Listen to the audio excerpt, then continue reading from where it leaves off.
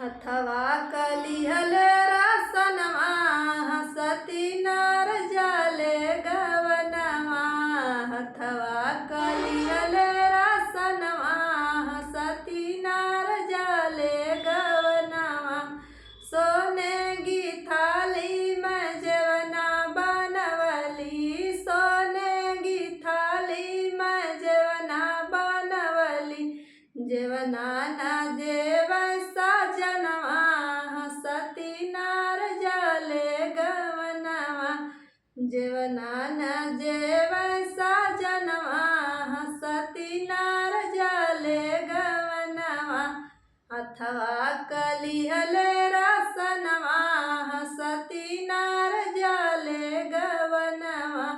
हथवा कलिहले रसनवा हसती नार जाले गवनवा। झजड़े गेरुआ गंगा जल पानी। झजड़े गेरुआ गंगा जल पानी। गिलसान पिया साजनवा हसती नार जाले गवनवा। गिलसान पिया साजनवा हसती नार जाले गवनवा। हथवा कलिहले रसनवा हसती नार जाले गवनवा। हथवा कलिहले रसनवा हसती नार जाले गवनवा। लवंगा इलाची कबीरा जोड़वली। लवंगा इलाची कबीरा जोड़वली।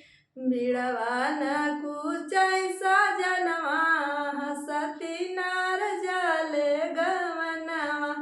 बिड़वा न कुचै साजनवा हसती नार जाले गवनवा।